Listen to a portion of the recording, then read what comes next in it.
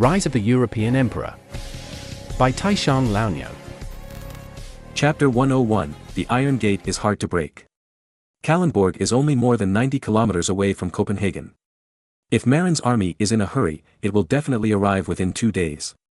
However, because Marin allowed his soldiers to rob on Zealand Island and specially let the mercenaries from Hamburg and Lübeck carry flags to harm the Danish citizens and noble gentry, a lot of time was wasted.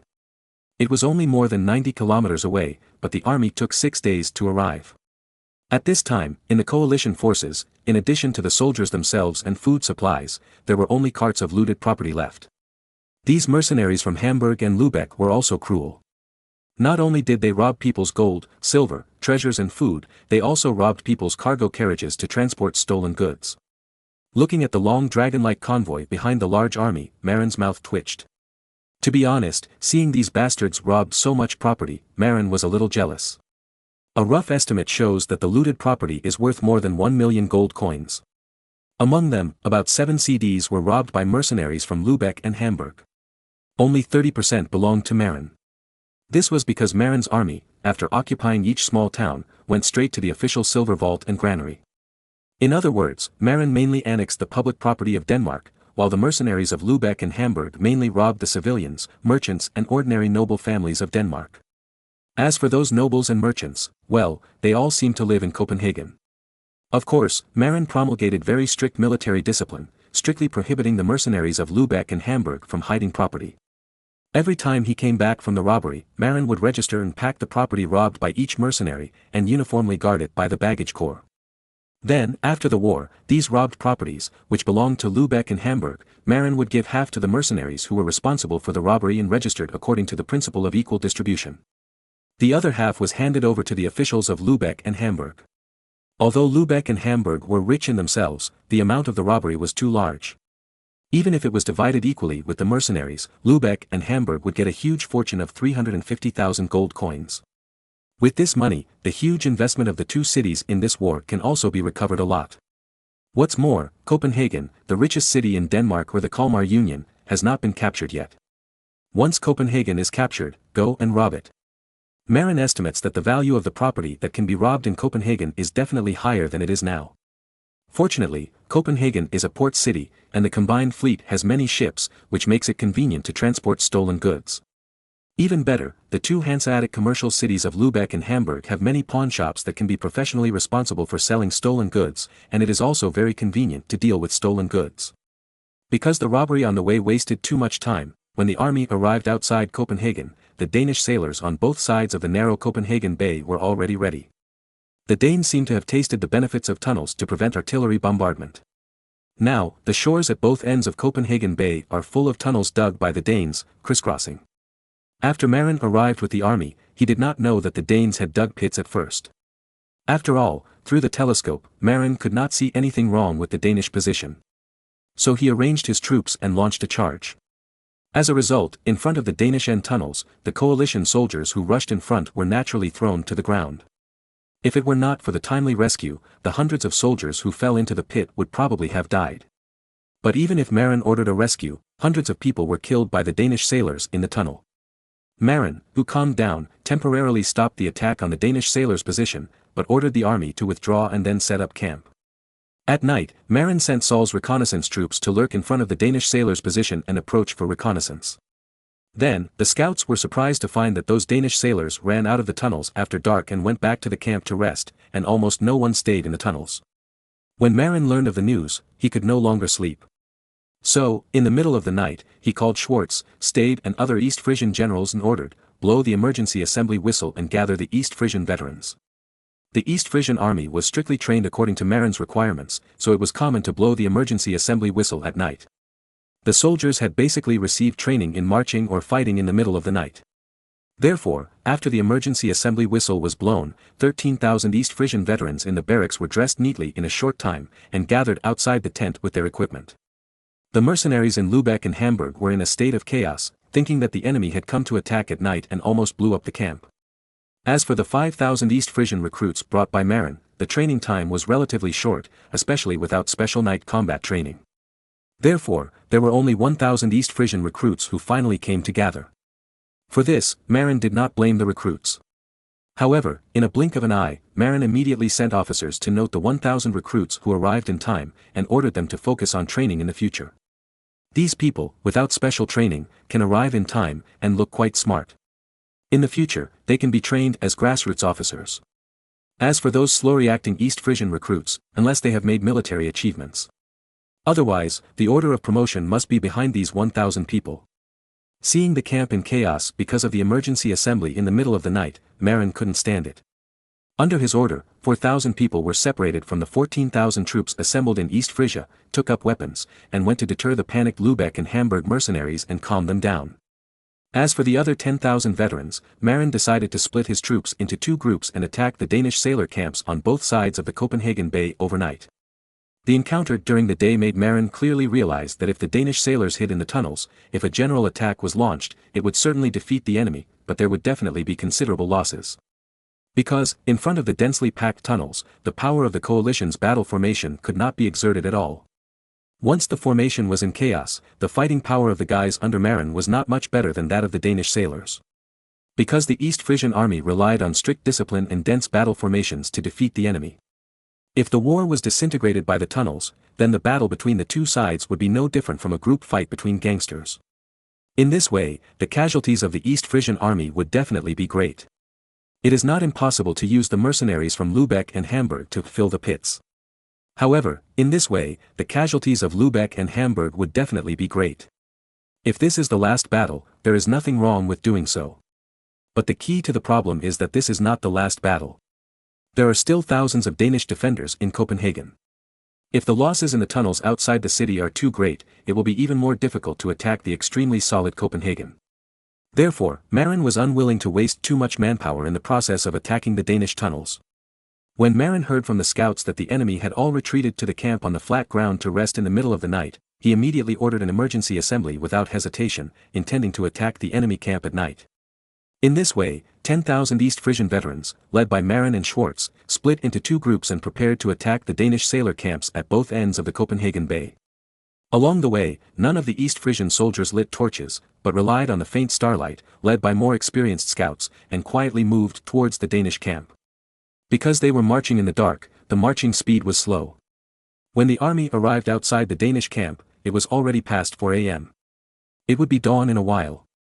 After a slight adjustment, Marin decisively asked his men to light a batch of matchlocks. Then, Donitsrui personally carried a barrel of gunpowder and came to the gate of the Danish sailors' camp on the east side. And, accompanying Donitsrui was another demolition team soldier who was carrying a barrel of butter. When Donitsrui and his companions rushed to the camp gate, the scouts under Saul had already shot and killed the Danish sentry on the gate tower with a crossbow. Although the noise alarmed the Danish soldiers in the camp, what Donitsrui wanted was that no one would disturb them in a short time. So, Donitsrui's teammates first poured a barrel of butter on the wooden fence door of the Danish sailors' camp. Then, Donitsrui put down the gunpowder barrel, lit the fuse, and fled with his companions. Accompanied by a boom explosion. Because there was no time to bury it deep, the gate was not blown up. However, because butter had been poured on the gate beforehand, the fire caught fire quickly. Before the Danish sailors could react. After controlling the sailors at both ends of Copenhagen Bay, Marin suddenly remembered that there were 80 Danish warships hidden in the middle of the seemingly long and narrow Copenhagen Bay. So, after the rest of the soldiers arrived at dawn, they immediately selected 2,000 soldiers who could swim to take over those warships. Because the sailors all went off the ship to defend on both sides of Copenhagen Bay, there were only a few old sailors guarding the 80 warships. Facing the 2,000 coalition soldiers who came aggressively, how could those old sailors be opponents? Therefore, most of the old sailors who watched the ship chose to surrender. There were also those who chose to resist stubbornly, but in the face of the huge difference in strength, the stubborn resistors were either killed or tied up. However, the sailors on 3 of the ships could not resist, so they simply took advantage of the fact that the coalition soldiers had not yet boarded the ships they were guarding, poured all the oil in the ships into the cabins, and then set fire to the ships. After the ships were set on fire, the sailors jumped off the ships and ran away. Seeing the 3 warships on fire, the coalition soldiers responsible for receiving the warships were terrified. Because if the warships caught fire, if they were not controlled well, they would burn nearby warships. Fortunately, these warships anchored in the harbor were all anchored and would not move around. The commander who came to receive the ships quickly reported the situation to Marin and the commanders of Lübeck and Hamburg. Marin was naturally not anxious about the burning of the warships. However, the people of Lübeck and Hamburg were anxious, that was their trophy. So, two officers, Hermann and Weizmann, took a large number of their men, carrying sandbags, and went to put out the fire. However, it was too late, and the three ships were still burned. Fortunately, when the wreckage of the three ships was about to drift away, Hermann and Weizmann sent many spearmen to wait on the intact warships.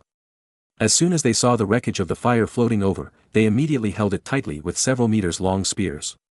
At the same time, the two also sent a signal to the joint fleet on the sea, asking them to dispatch sailors. After a long time, the joint fleet on the sea finally sent hundreds of sailors and drove away the remaining 77 warships. Marin expressed his condolences to the Danes in his heart. Seeing the people of Lübeck and Hamburg laughing so hard that their mouths were about to be torn apart, the Danish navy might be difficult to recover within 10 years. According to the originally agreed plan, there were about 8,000 prisoners of war left among the 9,000 Danish sailors. The rest died in the chaos of the night attack, mostly at the hands of their own people, and Marin quickly handed them over to the Lübeck and Hamburg people. In this way, Marin didn't have to pay out of his pocket to feed these guys. According to the plan agreed upon by everyone before, these 8,000 Danish sailors, including 10,000 sailors captured in the previous sea battle, will be forcibly detained for 10 years by the two Hanseatic cities of Lübeck and Hamburg in the name of employment. However, Lübeck and Hamburg will not let these Danish sailors operate the ships to prevent them from defecting by boat.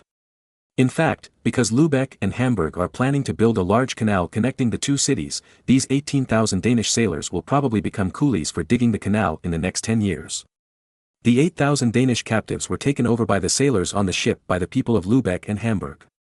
Then, the 27,000 ground troops commanded by Marin were all freed up, and then, under the command of Marin, the army quickly surrounded the city of Copenhagen. The city of Copenhagen is not the Copenhagen of later generations. The city of Copenhagen at this time is only a small part of the city of Copenhagen in later generations. Copenhagen in later generations is a metropolis with a total population of 2.03 million, and the city center alone has a population of 600,000.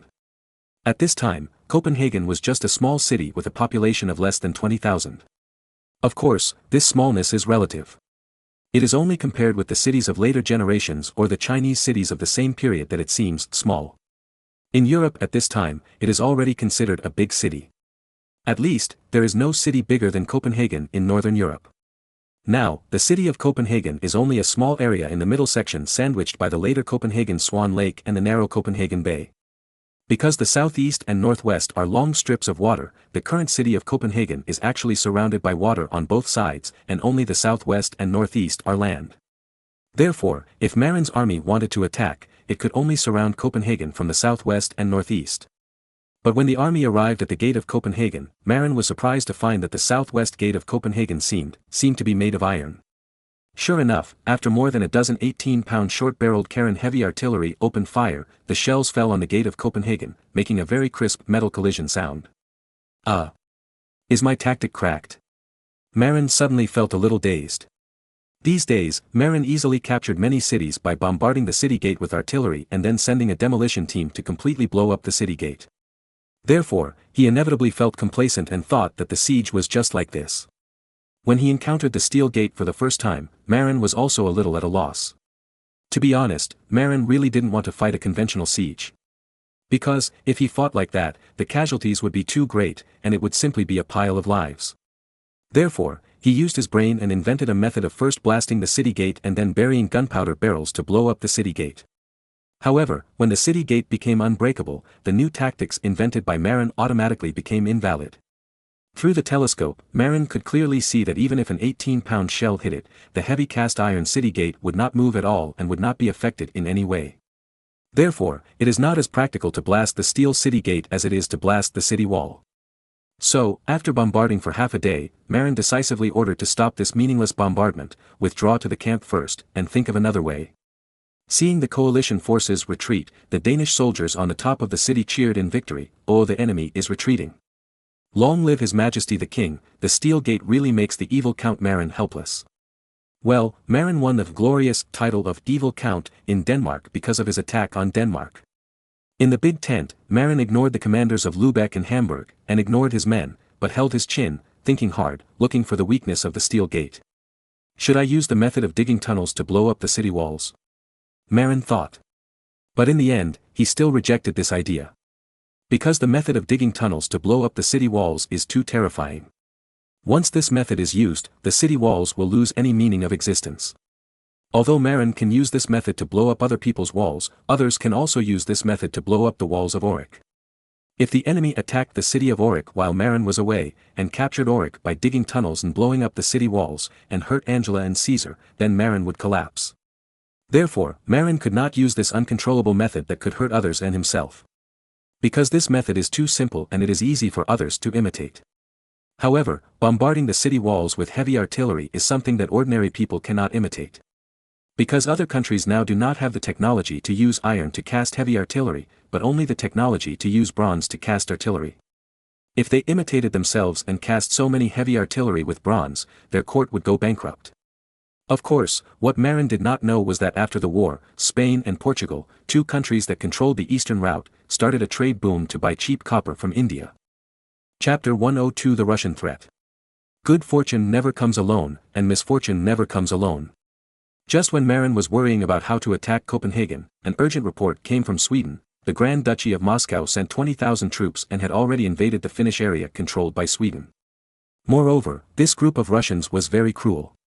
After entering the Finnish territory, they burned, killed, looted and committed all kinds of evil. Most of the Swedish troops stationed in Finland were killed. Old Sten Sture emphasized in the urgent letter that this group of Russian troops had strong combat effectiveness and were very cruel. The key is that they were not only cruel to the enemy, but also to the people and themselves. When attacking Finnish cities, the Russian soldiers were like cheating, completely ignoring casualties and attacking fiercely. Fortunately, Finland is large enough, and it will take a lot of time for the Russians to conquer the entire territory of Finland. If, after the Russians completely control Finland, they attack Sweden and Denmark from the north and south, Sweden will be in danger. Therefore, Old Sten Sture wanted to ask the Allies to send troops to support Sweden. Otherwise, Sweden is likely to be finished. Originally, Marin was worried about the difficulty of conquering Copenhagen. Now, seeing Sweden's crisis, his brows were furrowed. Obviously, Sweden needs to be saved. If Sweden is finished, Marin is afraid that the Grand Duchy of Moscow will take the opportunity to occupy Sweden and refuse to leave. Even if the Russians do not seize Sweden and only control Finland, it is not a good thing. Because once the Russians control Finland, they will expand their influence to the Baltic Sea region. Historically, Peter I's Tsarist Russia quickly became the overlord of the Baltic Sea after opening up the Baltic Sea outlet. In this era, the Russians are not as strong as they were during the Peter I period. However, if they are allowed to seize Finland, it will definitely have a far-reaching impact on the situation in Eastern Europe. Whether it is Marin, Lübeck or Hamburg, the Baltic Sea region is their economic lifeline. The most profitable area for Marin's salt sales is the Baltic Sea. And the trade volume of Lübeck and Hamburg is much larger than that of Marin. Therefore, Lübeck and Hamburg showed more attention and anxiety than Marin. Old Sten Sture's letter for help was also sent to Lübeck. The people of Lübeck were very nervous and sent a speedboat directly to Copenhagen to ask Marin if there was any possibility of sending troops for rescue. The Hanseatic League and Russia had a grudge. When Ivan III occupied the Hanseatic city of Novgorod in 1487, he expelled all Hanseatic merchants and then formed an alliance with the Danes. Since then, the Hanseatic League and the Grand Duchy of Moscow have become enemies. You know, before Novgorod, it was one of the most prosperous commercial cities of the Hanseatic League in the Baltic region. Why? Because Novgorod was the main salt supplier for millions of square kilometers and millions of people in the entire Russian region, including several Tatar Khanates. It can be said that on the East European plains at that time, except for the Crimean Khanate in the south that imported salt from Ottoman Turkey, other regions mostly wholesaled salt from the Novgorod region. Hanseatic merchants, through the sea trade routes, sold sea salt produced in Britain and mineral salt produced in Germany to Novgorod at high prices, and bought a large amount of grain, fur, flax, wool, livestock, timber and other commodities from the Russian region at low prices, and shipped them back to Western Europe for high prices. Therefore, Novgorod is very important to the Hanseatic League. Hanseatic cities such as Lübeck and Hamburg have set up trading houses in Novgorod. However, since the Grand Duchy of Moscow occupied Novgorod, all Hanseatic merchants have been expelled. Ivan III later changed to cooperate with Denmark and introduced Danish merchants. The huge profits from the salt trade in the Russian countries were given to Danish merchants by the Muscovites. After all, Denmark is also a maritime power that is not inferior to the Hanseatic League, and its maritime trade capabilities are not weak. However, this caused great losses to Hanseatic merchants, especially those in Lübeck.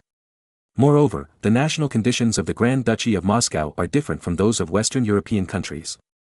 The Russian countries were ruled by the Mongol Golden Horde for more than 200 years and were greatly influenced by the Mongols. One very important point is that the taxation model is very different from that of Western Europe. This is very important and often overlooked. The Grand Duchy of Moscow was originally a vassal state of the Golden Horde. It had to pay tribute, that is, taxes, to its suzerain state, the Golden Horde, every year. Therefore, very early on, the Russian states formed the habit of levying taxes on all people. However, Western Europe at the same time did not have this habit.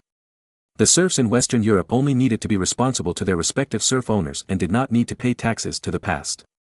The only common sailor was the tithe of the Catholic Church. The kings and princes of Western Europe could only rely on the output of their own fiefs and commercial taxes to survive. The Russian states were different. These countries once had to pay tribute to the Golden Horde every year, and had long formed the habit of levying taxes on all people. When the Grand Duchy of Moscow stopped paying tribute to the Golden Horde, the levy of taxes on all people did not stop, and the burden on the people did not decrease. Those taxes were directly left and used by the Grand Duke of Moscow. Moreover, the burden on the people was not necessarily heavier than that of Western European countries. Because the Grand Duchy of Moscow believed in the Orthodox Church and did not have the practice of levying tithes. Ordinary people only need to bear the taxes of the court, and do not need to pay taxes to religion. Therefore, although the Grand Duchy of Moscow is a poor country with no industry and commerce, because the court follows Eastern practices and collects taxes from all people, its financial strength may not be worse than that of Western European powers. Therefore, when fighting against a Gama Khan of the Golden Horde in 1480, the Grand Duchy of Moscow was able to recruit 200,000 troops without economic collapse. If it were other Western European countries, if it were not for the great powers such as Britain, France and Spain, the food supply of 200,000 people alone would make the monarch bankrupt. Of course, the low price of food in Eastern Europe is also the confidence of the Grand Duchy of Moscow to recruit a large number of troops. After all, the low price of food means the low cost of recruiting soldiers. Moreover, the Russians were ruled by the Mongols for more than 200 years, and they were affected and had the habit of all people being soldiers. Therefore, it is not surprising that the Grand Duchy of Moscow recruited 200,000 troops. As an enemy, although the people of Lübeck did not know that the Grand Duchy of Moscow had such strength because of the taxation of the whole people, they knew that the Grand Duchy of Moscow had a strong ability to explode troops. Therefore, when they heard that the Grand Duchy of Moscow might occupy Finland, the people of Lübeck and Hamburg were a little panicked. They were afraid that after the Grand Duchy of Moscow got the Baltic Sea outlet, it would also be able to explode a large number of ships and sailors like on land. At that time, just after suppressing the Wolf of Denmark, it would usher in the Tiger of the Grand Duchy of Moscow. Therefore, the Lübeck side notified Marin that the Grand Speaker of Lübeck Tagfact and the Grand Speaker of Hamburg Heisenberg would personally go to the Copenhagen front and discuss with Marin about dealing with the Grand Duchy of Moscow. In fact, Marin knew very well in his heart that Russia would be rampant on the European continent later. However, it has always been a landlubber. Although it became strong very early, the navy has not been strong for hundreds of years. After all, his position is too tragic. The Baltic Sea is an inland sea that is easily blocked, and the Black Sea to the south is also blocked by the Turks. Therefore, Russia is destined to have difficulty in having a strong navy. Even if it has a strong fleet, it is still a miserable fate of being blocked at home and unable to go out. Because of this, the Russians later vigorously developed submarine forces. Because submarines are not easily blocked. Of course, Marin would not say these words, and even if he said them, no one would believe it. After all, the people of Lübeck and Hamburg do not have the ability to predict the future. Chapter 103 The Idea of Buying Crimea.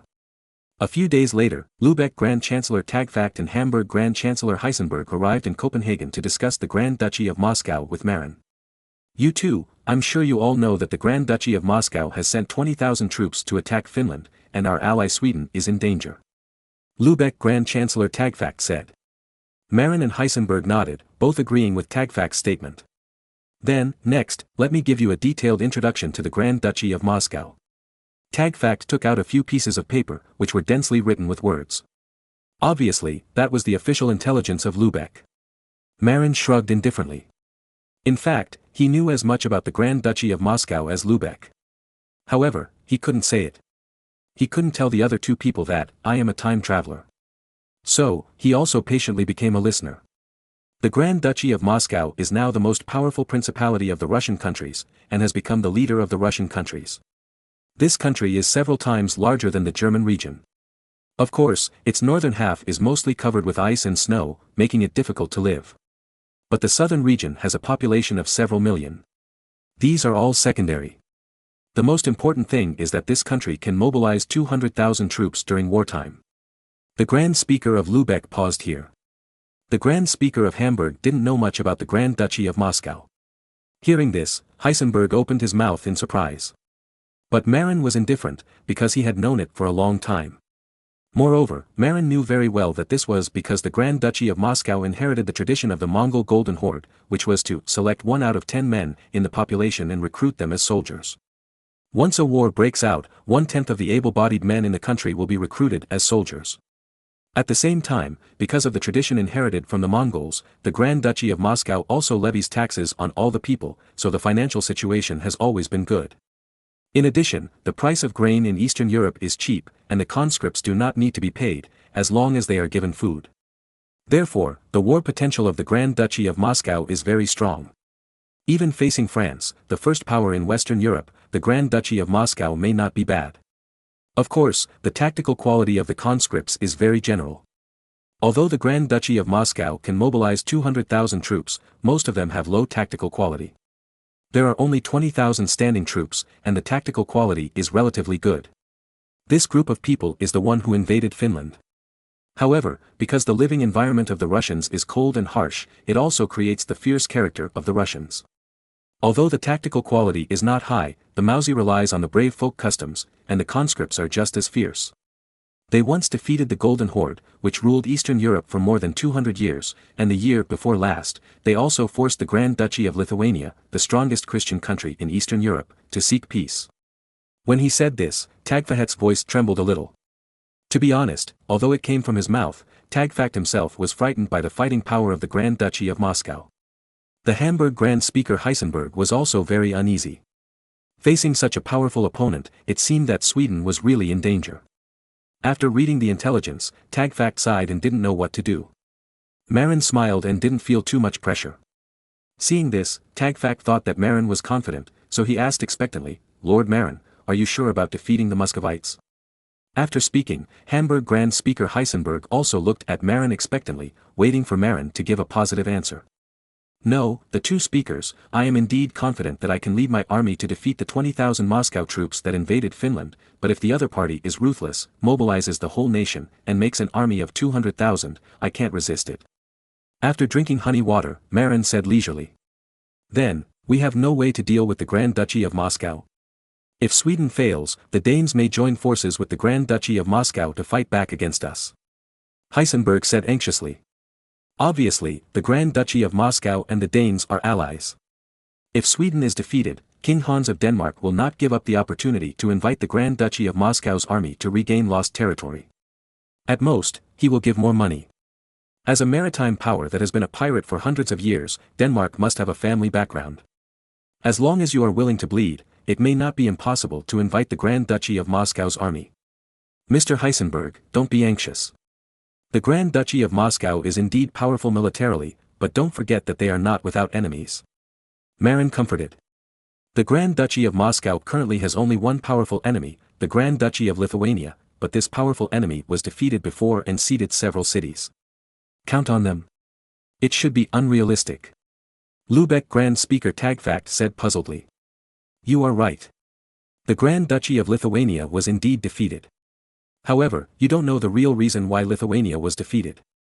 As a top student in the history department, Marin knows Russian history very well. Then, what is the real reason? The two grand speakers stared at Marin curiously, hoping that he would give an answer. Marin drank the honey water in the cup in one breath, smacked his lips, and then said, the Grand Duchy of Lithuania is also a powerful country. They are not much worse than the Grand Duchy of Moscow. However, in the war between Lithuania and the Grand Duchy of Moscow, you have overlooked an important country. At this point, Marin deliberately paused and kept it a secret. Could it be, the Crimean Khanate? Tagfaht, the Grand Speaker of Lübeck who is more familiar with Eastern Europe, said hesitantly. That's right. Marin nodded solemnly. Before, when Lithuania and Moscow clashed, Lithuania chose to ally with the Golden Horde, while Moscow chose to ally with the Crimean Khanate. However, the Golden Horde declined, while the Crimean Khanate was becoming stronger. Last year, the Golden Horde was completely destroyed by the Crimean Khanate. Therefore, the Grand Duchy of Moscow now has the powerful Crimean Khanate as an ally, while the Grand Duchy of Lithuania has no allies and is alone.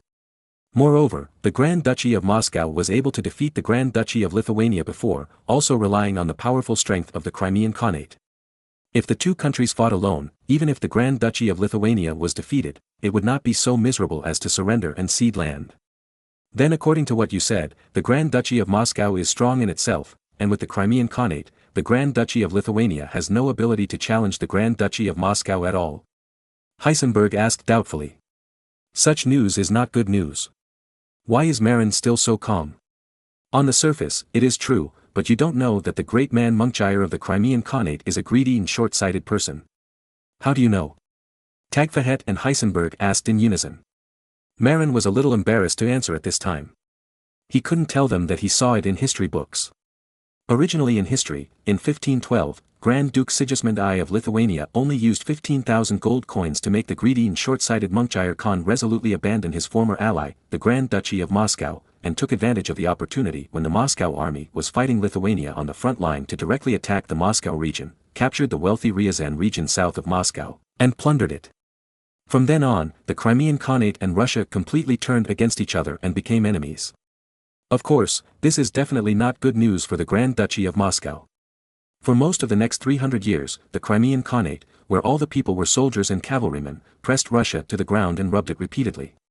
It was not until Russia had a great talent and strategy of Peter the Great that the offensive and defensive pattern of both sides was changed, and finally the powerful Russia was pushed back and finally annexed the Crimean Khanate. But before that, Russia's southern border basically became the private land of the Crimean Khanate cavalry. The Crimean Khanate cavalry, like the distant relatives of the Mongols in the east, invaded the northern border of the Ming dynasty. They kept invading the southern border of Russia, not only robbing property, but also robbing people. What's worse is that they robbed people not only for enslavement, but also for selling these people as slaves. In about 200 years, the Crimean Khanate plundered 3 million people from Eastern Europe as slaves. This is only the part that was sold.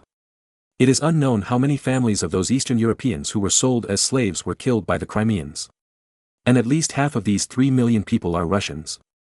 Therefore, the fallout between the Crimean Khanate and the Grand Duchy of Moscow was definitely the beginning of the suffering of the Grand Duchy of Moscow.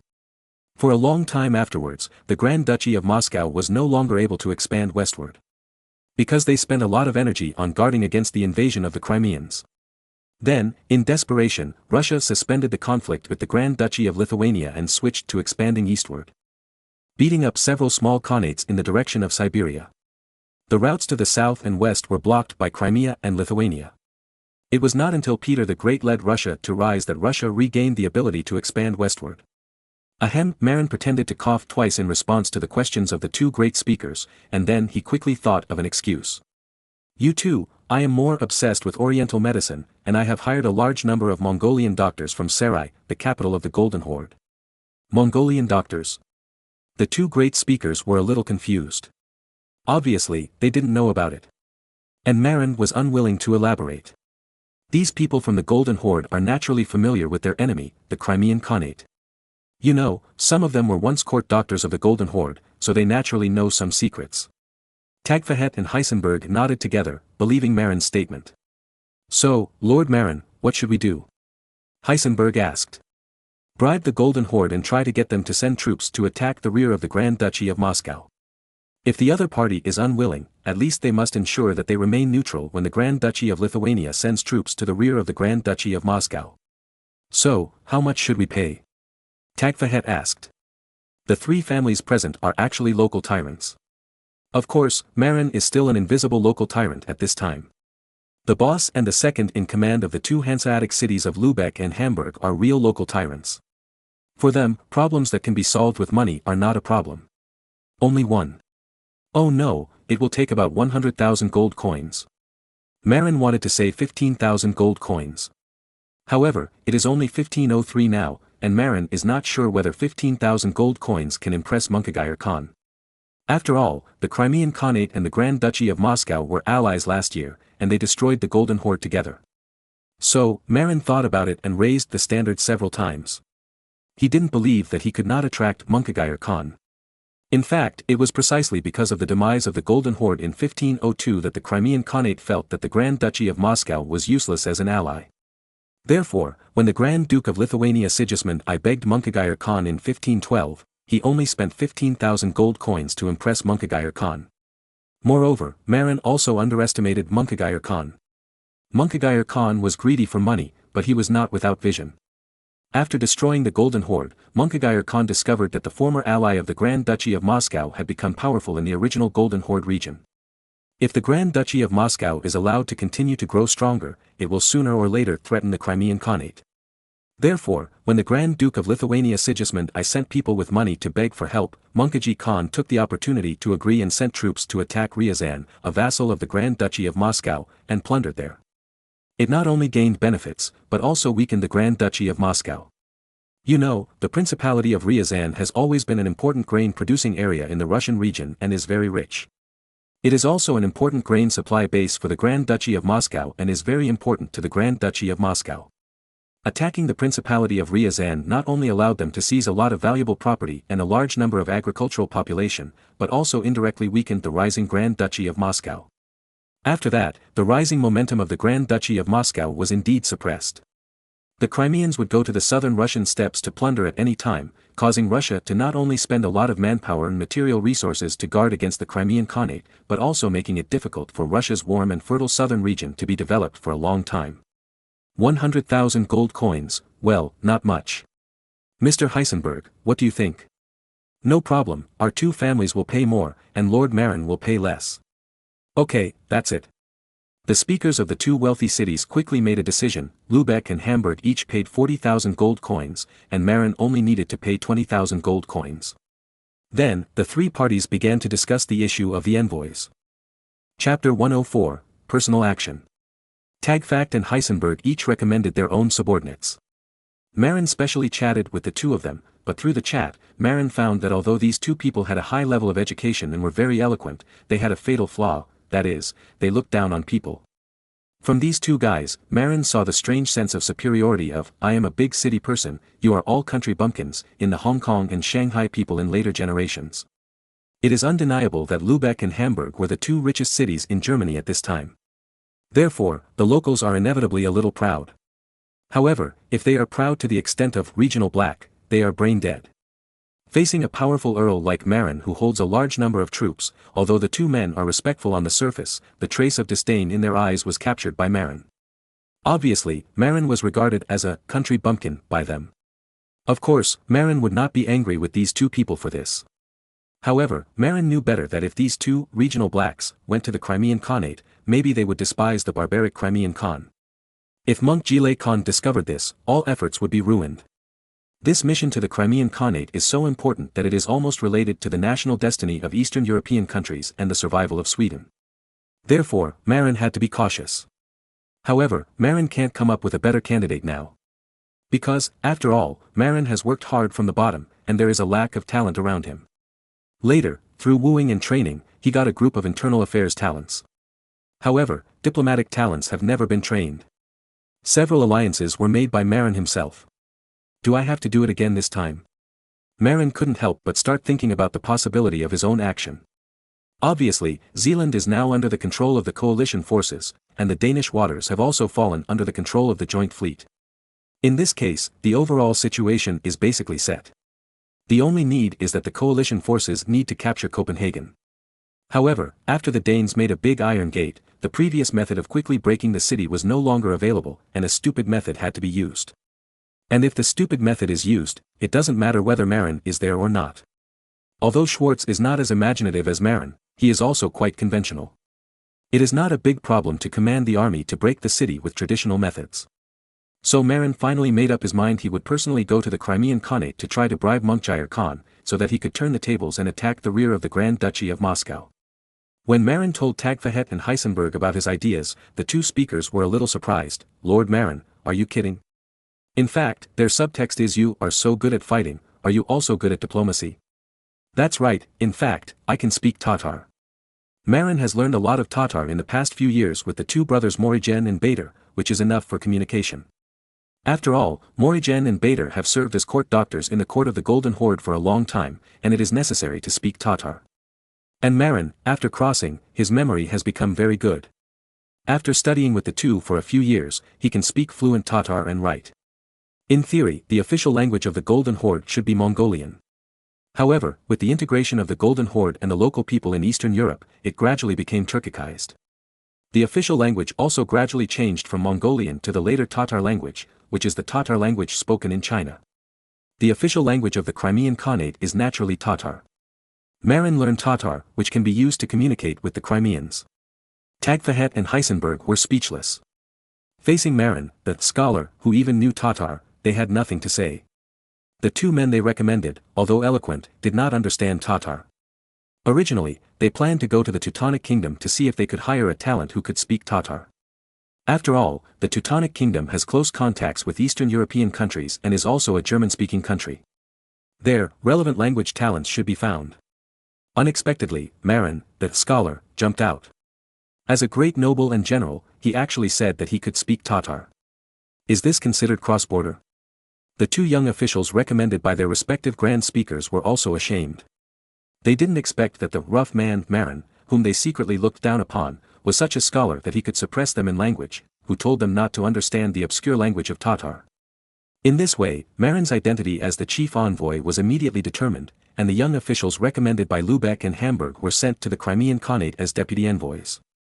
On the one hand, the two young people need to supervise the whole process so that they can report back. On the other hand, the two grand speakers also hope that the two will learn from Marin humbly. After all, they are also very capable people who can be valued by the two grand speakers, and they are young officials who are focused on training in the two cities.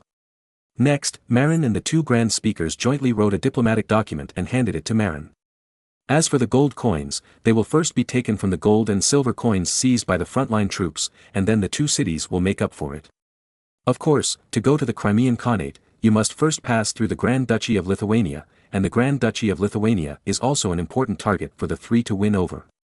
Therefore, the three of them drafted another diplomatic document for Marin to lead a team to visit the Grand Duchy of Lithuania. If possible, it would be good to persuade the Grand Duke of Lithuania to send troops. Of course, it is said that the current Grand Duke of Lithuania, Alexander, is a softy, and it is a bit difficult to ask him to take the initiative to send troops. But if Crimea takes the lead in sending troops and follows to pick up the bargain, this guy should still understand. Moreover, after meeting with the Grand Duke of Lithuania, even if the other party does not send troops, it is no problem to issue customs clearance documents to the mission to ensure that the mission can pass through Lithuania unimpeded. You know, the Grand Duchy of Lithuania is still strong at present, and it still controls most of Ukraine and is directly connected to the Crimean Khanate. As long as you pass through the Grand Duchy of Lithuania, you will reach the territory of your Crimean Khanate. And because of Marin's special status, he naturally cannot be equipped with a limited number of guards like ordinary missions.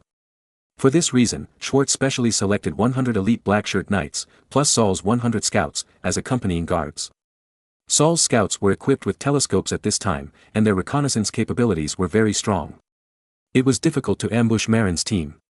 Moreover, these 100 scouts would also send out secret sentries at night to guard against enemy night attacks. In this way, Marin's safety on the way to the mission can be fully guaranteed. As for the 100 Blackshirt Knights, they are professionally good at attacking the plate-armored knights and infantry who are chasing them. Although they may not have an advantage against the Tatar archers, it is still no problem to hold the enemy and let Marin escape. After preparations were ready, Marin boarded the ship with 2 deputy envoys and 200 men. None of them brought horses, because it was very inconvenient to load and transport horses. Therefore, the fleet only carried people and 100,000 gold coins. When he arrived at Königsberg, the capital of the Teutonic state, Marin could borrow a few hundred horses from his ally, Philip, the Grand Master of the Teutonic Knights. Moreover, Königsberg is not too far from Vilnius, the capital of the Grand Duchy of Lithuania. This road is just smooth. If we borrow 2 more pack horses from Grand Master Philip, we can travel very quickly with 3 horses per person. There are no women, children, or elderly people in the group. Even the 2 young civil servants sent by Lübeck and Hamburg are good at riding horses. With 3 horses per person, if we hurry, we can reach any distance at a relatively fast speed. Chapter 105 Milk Tea. After arriving in Königsberg, Marin was warmly received by Philip, the Grand Master of the Teutonic Knights. After Marin asked to borrow a horse, Philip did not say anything and directly selected a war horse and 2 pack horses for each person. The Teutonic Knights are the world of knights. Horses are naturally not a problem here. If it were not for the difficulty of controlling 4 horses for one person, it would be no problem for Marin and others to borrow 4 horses each. With 3 horses for one person, the speed of the journey was soared to the extreme. The capital of the Grand Duchy of Lithuania is only about 350 kilometers away from Königsberg. With 3 horses for one person, Marin and his party arrived in just over 2 days. If there is only 1 horse, it is estimated to take 5 days. Because, if you ride a horse alone, you have to rest for about 15 minutes after riding for an hour. Otherwise, if you keep riding, the horse will be exhausted or lose weight. When 3 horses are riding in turn, the situation of the horse will be much better. For horses, running with people and running without load are 2 concepts. If you run with people, you have to take a break after an hour or so. But if you run without a load, you can run for a long time without getting tired. Because horses are good at running. After arriving in Vilnius, Marin and his party were warmly received by the Lithuanian side. Fortunately, Grand Duke Alexander of Lithuania happened to be in Vilnius, not in Poland. Because, since the death of Alexander's brother John I in 1501, Grand Duke Alexander of Lithuania began to serve as Grand Duke of Lithuania and King of Poland. Therefore, Alexander was sometimes in the Grand Duchy of Lithuania and sometimes went to Poland. But generally speaking, Alexander was more accustomed to staying in the Grand Duchy of Lithuania. When Marin asked to see Grand Duke Alexander, he made his identity clear. So, he was soon received by Grand Duke Alexander. After all, it was a big deal for a count to go on a diplomatic mission in person. If it was an ordinary envoy, it would depend on the mood of the ruler to decide whether to meet him immediately. Even, a diplomat might be arranged to receive him and simply send him away. When the Earl of a county comes to visit, then, as the head of the same country, although he has a higher status, it is also necessary to personally receive him, otherwise it would be impolite. Grand Duke Alexander is only in his early 40s, without a big beard, and looks handsome and elegant. However, Marin did not see the domineering a monarch should have from him. Obviously, this person is too elegant. Welcome, Earl Marin, let's toast to this meeting. Grand Duke Alexander raised his glass elegantly and gestured to Marin on the guest seat. Then, the barbecue and plates of spices that frightened Marin were brought up. Obviously, Grand Duke Alexander also planned to entertain Marin with the barbecue dipped in pepper that frightened Marin. Looking at a large plate of pepper, clove powder, cinnamon powder.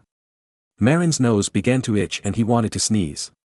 However, being able to bring so many spices represents the enthusiasm of the host, and not eating is not giving face. So, Marin could only pinch his nose and eat the barbecue dipped in spice powder. Because he didn't like the taste of pepper and cloves, Marin only dipped ginger powder as a condiment. Feeling the spicy taste, Marin wanted to curse in his heart, but he had to force a smile on his face to show that he was very satisfied with the host's hospitality. During dinner, Marin only felt dry and itchy in his throat. Unfortunately, there was no tea in the European court, only wine. It was obviously not a good choice to moisten the throat with wine. However, Marin's throat was really uncomfortable. So, Marin decided to ask Grand Duke Alexander for a few bottles of red wine to moisten his throat.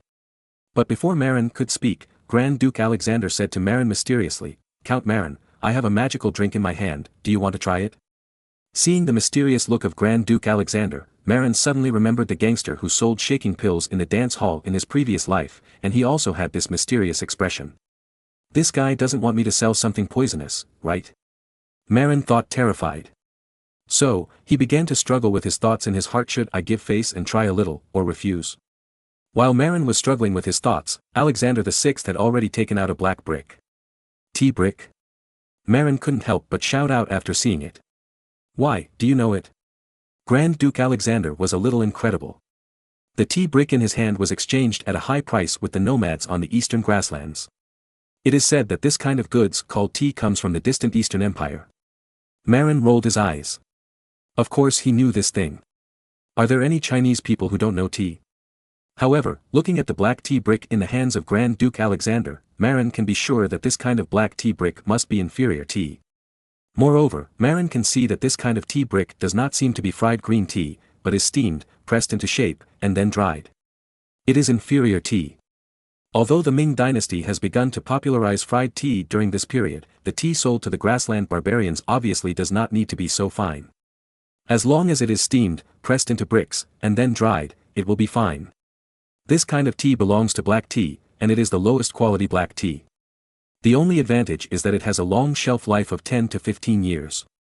Unlike green tea, which has a shelf life of only 1 year. In ancient times, this kind of tea brick was specially sent to the people in the north and the grassland for the tea horse trade. Marin has read relevant history and knows that on the northern border of China, a good horse can be exchanged for 120 kilograms of brick tea, a medium horse for 70 kilograms, and a low-quality horse for 50 kilograms. A tea brick weighs about 4 kilograms. In other words, a high-quality Mongolian horse can be exchanged for 30 big bricks. But Alexander proudly told Marin that this kind of black brick requires a good horse. Obviously, 30 tea bricks can only be exchanged for 1 horse in the tea horse trade, but when it comes to Grand Duke Alexander, 1 tea brick can be exchanged for a good horse. The price of tea bricks has soared by a full 30 times. Of course, this is not surprising. After all, the border between the northern Ming dynasty and Mongolia is more than thousands of mountains and rivers away from Lithuania. There were no cars or trains in this era, and the only way to transport tea bricks to Lithuania was by camel and horse. Therefore, the price increased 50 times, although it was a bit dark, it was not too outrageous. Then, under the gaze of Marin, Grand Duke Alexander carefully broke off a small piece from the tea brick, found a small stove, and started to make tea. But what made Marin collapse was that Grand Duke Alexander actually put spices into the teapot. So, he resolutely stood up and imitated the tone of Master Xing, "Your Excellency, this is not how you drink tea." Then, Marin turned the tables and asked the servants to change a small copper pot and put water in it. Then, Marin told the servants to bring some milk and sugar and prepare to make an English milk tea. Under the distressed eyes of Grand Duke Alexander, Marin broke off a large piece from the black tea brick and threw it into the copper pot. Originally, Marin planned to make tea directly. However, this kind of tea brick that the ancient Chinese people used to fool the grassland fools was not fried green at all, and it was not good to brew. Therefore, the most correct way is to make tea. Among all the methods of brewing tea, the one that is most acceptable to both the East and the West is sweetened milk tea with sugar and milk. Milk tea later became a famous drink that swept the world. Half an hour later, the rich aroma of milk tea drifted through the Lithuanian royal palace. After tasting the milk tea brewed by Marin, Grand Duke Alexander praised it highly. "It tastes great. Count Marin, how did you know this way of drinking tea?" "In my palace, there are court doctors who fled from the Golden Horde Kingdom. They told me." Marin directly put up a shield. "So that's it." Grand Duke Alexander obviously knew that the ancestors of the Golden Horde came from the East. It is completely reasonable to say that the people of the Golden Horde know how to make this kind of drink better. The hot milk tea made Grand Duke Alexander love it very much. Afterwards, the Grand Duke announced that from now on, milk tea will become the top drink in the Lithuanian royal palace. In addition, he will arrange a special person in charge to purchase this kind of tea bricks from merchants from the eastern grasslands. Seeing Grand Duke Alexander dancing with joy, Marin was thinking while tasting the milk tea, should he open up the Ming dynasty route as soon as possible and also start a tea trade? You know, he has had enough of the environment in Europe at this time where only beer and boiled water can be drunk. Europeans, like the grassland people, eat more meat, and tea is easily accepted by them. And British sweet milk tea, which later became popular in Britain, also spread throughout the European continent. In this era when coffee was not yet popular in Europe. As long as we can create sweet milk tea that suits European tastes, it will be easy to dominate the European beverage industry. Chapter 106, The Cowardly Grand Duke Alexander. Because it was Marin who first used this sweet milk tea in Europe, it had not yet been discovered in other regions. So, Grand Duke Alexander asked for the name of this drinking method. Originally, Marin wanted to say it was English milk tea. However, the British do not drink tea yet. After thinking about it, Marin casually said, "Let's call it Earl Grey milk tea." Grand Duke Alexander thought about it, and it was true, wasn't Marin the Count of East Frisia? The drinking method he came up with could naturally be called Earl Grey milk tea. Then, Grand Duke Alexander officially determined Earl Grey milk tea, or East Frisian Earl milk tea, as a high-end beverage in the Lithuanian royal palace. Whenever a distinguished guest came to the door, Earl Grey milk tea was served. Marin didn't know that his casual words today later became the standard name for sweetened milk tea, Earl Grey milk tea, and spread all over the world with the great voyages. Even though he later had a higher status, the name Earl Grey milk tea was retained. Moreover, a tea brick trade route was opened from the Eastern European steppe to the northern Chinese steppe for this purpose. Merchants from the Chinese grasslands transported the inferior tea bricks obtained from the tea horse trade on the border to Eastern Europe to meet the needs of local nobles. It was not until later that Marin opened up a tea trade route at sea, and this expensive land tea trade route gradually declined. After drinking milk tea, Marin began to lead the topic to business. However, when Marin mentioned that Lithuania should send troops to attack the Grand Duchy of Moscow while the main force of the Grand Duchy of Moscow was no longer in the country, Marin was surprised to find that the glass of milk tea in Grand Duke Alexander's hand almost fell to the ground. Obviously, the Grand Duke was frightened by the fighting power of the Russians. It is no wonder that in 1500, Ivan III and the Crimean Khanate launched a large-scale attack on Lithuania and defeated Lithuania. Later, Grand Duke Alexander went to ask Vladislas II, King of Hungary and King of Bohemia, for help in mediation. And Vladislas II was the eldest brother of Grand Duke Alexander. The Jagiellon dynasty was also awesome. The sons of Casimir IV, the King of Poland and Grand Duke of Lithuania, occupied several countries. The eldest son Vladislas II was the King of Bohemia and Hungary, the second son died early, the third son John I was the King of Poland. After his death in 1501, Grand Duke Alexander also served as the King of Poland, the fourth son Alexander was the Grand Duke of Lithuania, and later served as the King of Poland. The fifth son Sigismund I later inherited the childless Grand Duke Alexander and became the Grand Duke of Lithuania and King of Poland. When Grand Duke Alexander was beaten and fled by the Grand Duchy of Moscow and the Crimean Khanate in 1500, he asked his brothers for help. Unfortunately, the local Polish nobles were powerful and unwilling to help. As a last resort, Grand Duke Alexander asked for help from his eldest brother's Kingdom of Hungary. Fortunately, the Hungarian cavalry was still somewhat famous, and after ceding several cities, the Grand Duchy of Moscow and the Crimean Khanate stopped. However, after this battle, Grand Duke Alexander was also scared. When Marin proposed that Lithuania attack the Grand Duchy of Moscow, Grand Duke Alexander shook his head desperately and refused. There was fear in his eyes. After many unsuccessful persuasions, Marin finally understood that Grand Duke Alexander was a coward, and it was fruitless to rely on him. Even the feat of bribing the Crimean Khan with 15,000 gold coins in 1512 was done by his successor Sigismund I. But Sigismund I has not yet succeeded to the throne, and it will take at least a few years. However, the situation on the front line is tense now, and Sigismund I can't wait to become the Grand Duke of Lithuania. Your Excellency, what if I can persuade the Crimean Khanate not to stand on the side of the Grand Duchy of Moscow? Marin was unwilling to give up the opportunity to let Lithuania send troops. Because Lithuania is also one of the most powerful countries in Europe. In this era, Lithuania's national strength is stronger than that of the Kingdom of Poland.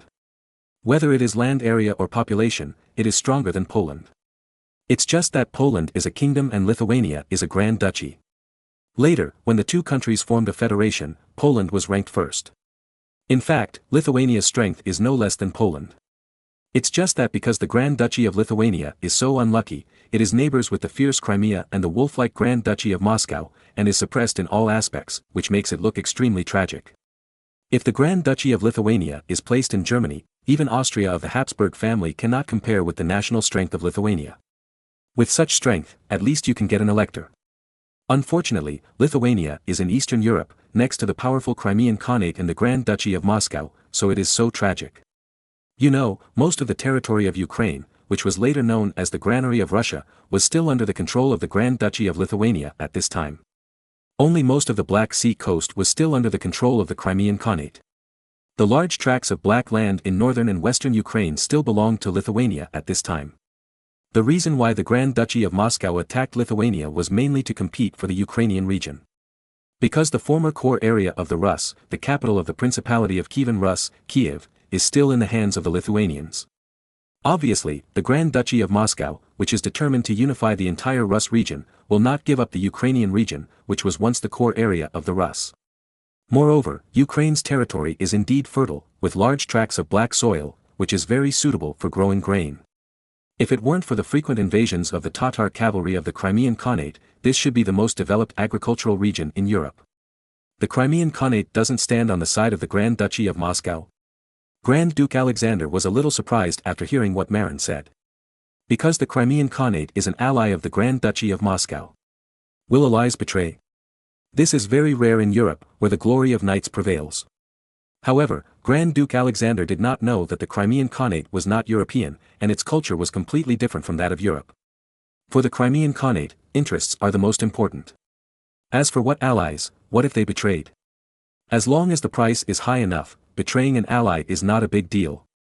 Yes, I will find a way to make the Crimean Khanate abandon its alliance with the Grand Duchy of Moscow. The best outcome is that the Crimean Khanate attacks the Grand Duchy of Moscow. At worst, they will stop supporting the Grand Duchy of Moscow. Let the Crimean Khanate abandon their allies. Is that possible? Grand Duke Alexander's eyes were full of doubt and fear. Grand Duke Alexander was very wary of the powerful Crimean Khanate. Your Excellency, Grand Duke, don't look at the Crimeans with European eyes. Strictly speaking, the Crimeans are Tatars. Tatars have neither chivalric culture nor chivalrous honor. As long as we are willing to give them enough benefits, they will choose to break off diplomatic relations with the Grand Duchy of Moscow. Moreover, the Crimean Khanate and the Grand Duchy of Moscow originally formed an alliance mainly to deal with the Golden Horde. But now that the Golden Horde has perished, is there any need for the Crimean Khanate to form an alliance with the Grand Duchy of Moscow? This. Grand Duke Alexander thought for a long time and said, "What you said seems to make sense. How should we do it specifically?" Bribe. Use a large sum of money to bribe the Crimean Khanate. It would be best if we could let them attack the Grand Duchy of Moscow. Bribe? Yes, Your Excellency, you should know that the Crimean Khanate is a very poor country. The people of this country do not know how to engage in agriculture, they can only graze. Moreover, because of the poor relations with European countries, their livestock cannot be sold. Therefore, their country is actually very poor. In fact, in order to obtain money, they send a large number of cavalry every year to Eastern European countries to rob people and sell them as slaves. Why do they do this? Isn't it to exchange for some money? If we are willing to spend money to bribe them, there is a great chance that they will betray the Grand Duchy of Moscow. At least, they can prevent them from helping the Grand Duchy of Moscow to attack Lithuania in future wars. Marin said affirmatively. It's so wonderful. Brother, I completely agree with this gentleman's point of view. Outside the door of the palace hall, very standard Latin suddenly came. Then, a tall and handsome man in his 30s walked in. As he walked, he applauded. Chapter 107, Sigmund I. Sigmund, why are you here? Grand Duke Alexander was a little surprised. Through Grand Duke Alexander's words, Marin immediately realized that the handsome guy in front of him was the future Grand Duke of Lithuania and King of Poland Sigmund I. After entering the hall, Sigmund nodded and smiled politely at Marin, and Marin immediately responded positively. After all, this is a future king, and the relationship with him cannot be stiff. In fact, Sigmund is only a prince at present, but he is the heir to the Grand Duchy.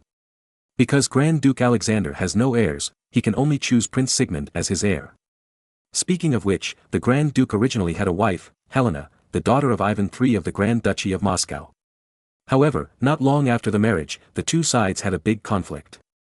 In addition, the two countries became enemies and went to war, so Helena simply returned to Moscow to live, and Grand Duke Alexander did not divorce her. Then, because the legal wife was not around, the Grand Duke could not have a legal heir.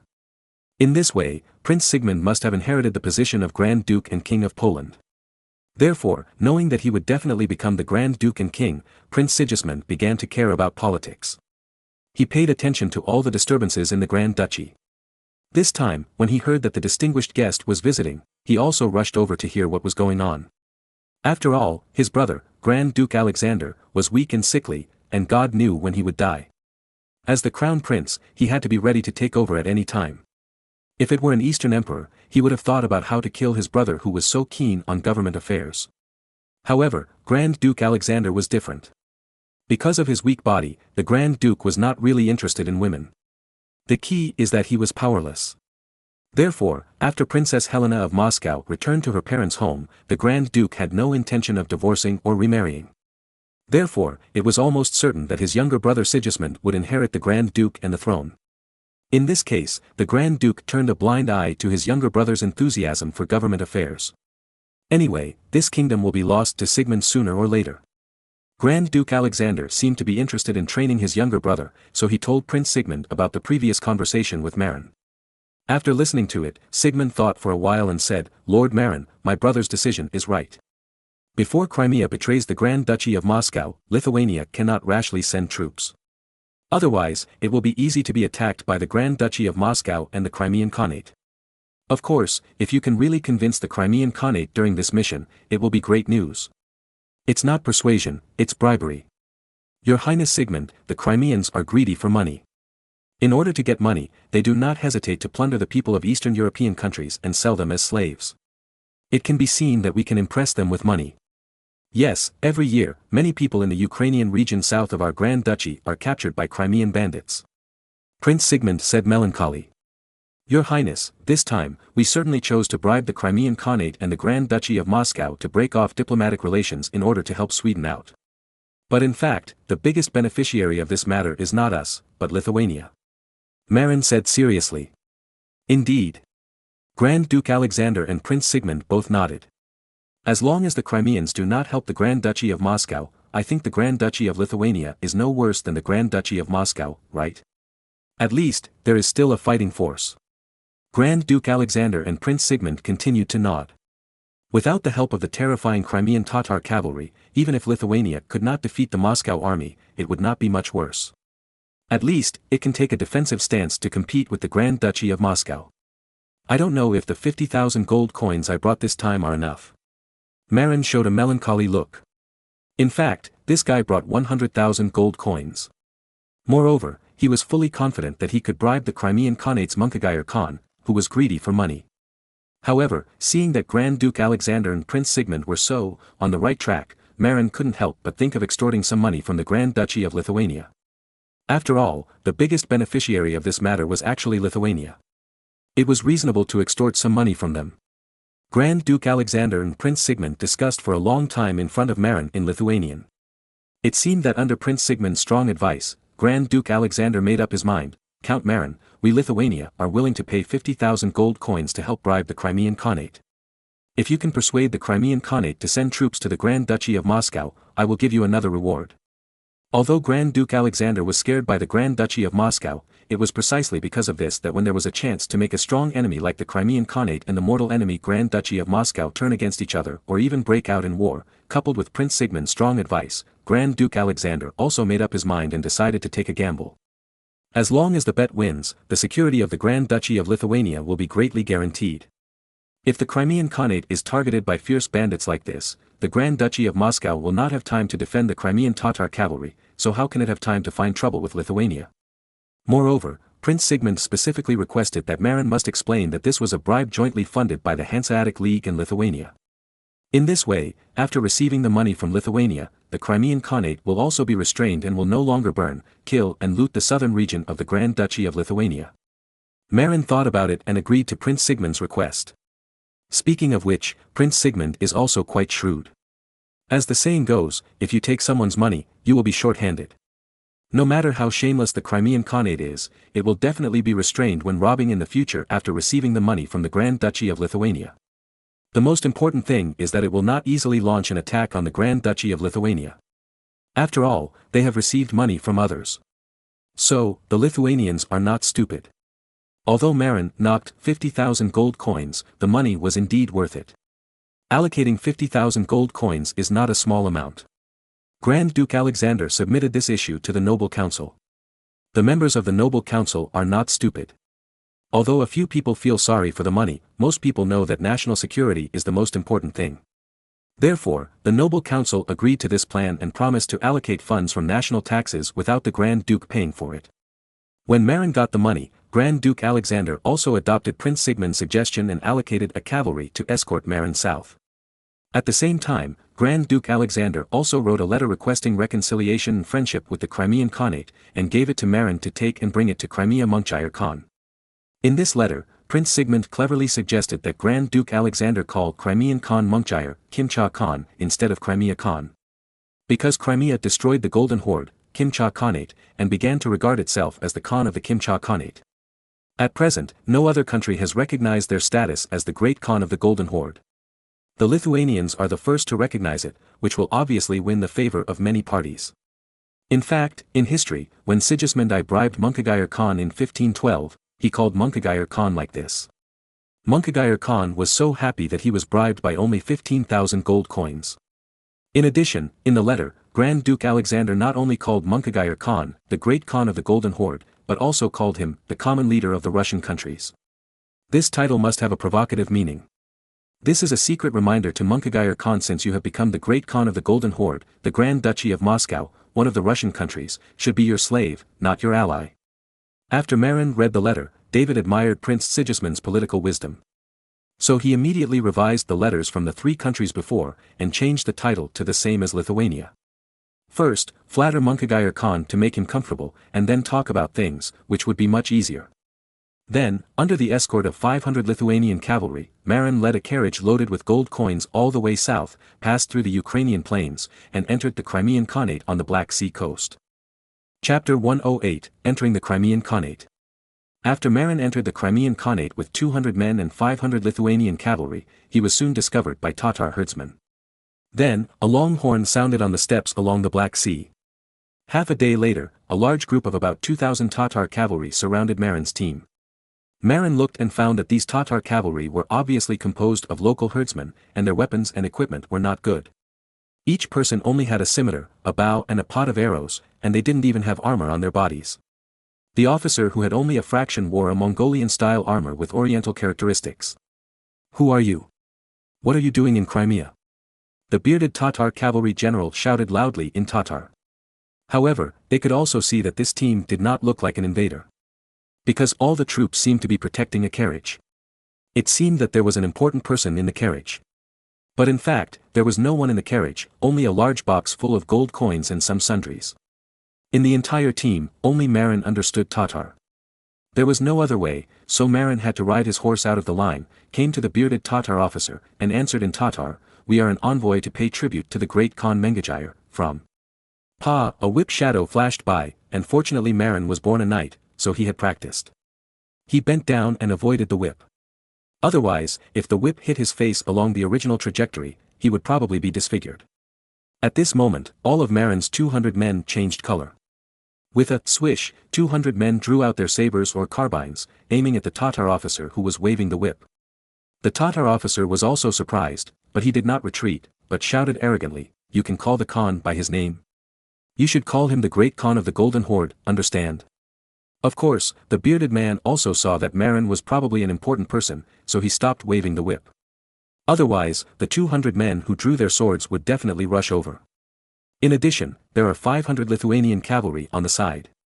This bearded Tatar officer named Sadat is 1,000 household head in the border area between the Crimean Khanate and Lithuania. His tribe is responsible for grazing in the border area and guarding the border. If the Crimean Khan goes to war, Sadat will lead 1,000 young and strong men in the tribe to follow. But when guarding the border, this tribe, including the old and weak, can gather more than 2,000 cavalry. And what Marin saw in front of him was the full force of Sadat's tribe. In fact, facing the 700 well-equipped cavalry led by Marin, Sadat was unsure. However, the Crimeans were used to being arrogant in Eastern Europe. When facing Marin, they whipped him without thinking and almost caused a conflict. Although Marin was also very angry, after all, if he hadn't reacted quickly, his face would have been covered with flowers. However, he came this time not to fight with a small officer in Crimea, but to shoulder an important mission. So, he waved his hand and stopped his men. Anyway, he was not drawn, so there was no need to make trouble with a small officer. Then, Marin patiently told the bearded man named Sadat that he was an envoy representing the 3 major forces of the Hanseatic League, Sweden and Lithuania. After hearing that the Crimean Khan had eliminated the original Kipchak Khan and became the new Kipchak Khan, he came all the way to congratulate him. Marin did not tell the real purpose. Anyway, after arriving at the capital of the Crimean Khanate and meeting Munkagayar Khan, he had plenty of time to persuade Munkagayar Khan and start a bribery plan. In addition, he did not reveal his true identity. Otherwise, with the bandit nature of the Crimeans, if they heard that the Earl of a wealthy county came in person, they might really kidnap someone and ask the East Frisian county to pay a ransom in exchange for someone else. Therefore, the cautious Marin did not reveal his true identity to the Crimeans, and even did not tell the origin of the East Frisian county. However, just representing the 2 powerful forces of the Hanseatic League and Lithuania was enough to attract the attention of the other party. Sadat did not allow Marin's team to advance, but first placed them near his tribe and sent people to guard them day and night. Because Marin's team has more than 700 people, and most of them are elite cavalry. Such a large armed force can also cause great damage if it goes deep into the hinterland of Crimea. Therefore, the cautious Sadat kept Marin and his men first, and sent people to the capital Bakkizere to deliver Marin's handwritten letter written in Tatar requesting congratulations. Then, wait for the reply from Bakkizere. The Crimean Khanate is indeed relatively poor. There are basically no grain crops here, and business is also underdeveloped. Although Marin brought money, he couldn't buy any exquisite food. There is only one thing that is abundant here, that is beef and mutton. After all, the Crimean Khanate is a descendant of Mongolia, and the characteristics of the Mongolian tribe are very similar. They usually graze, and when the Khan calls for it, they will follow the Khan with sabers to chop people, rob things, and even rob people. So, after entering Crimea, Marin should not think about staying in a good hotel, but live in a tent honestly. If you want to live in a house, you have to go to the only few big cities such as Bakkizere or Kaffa.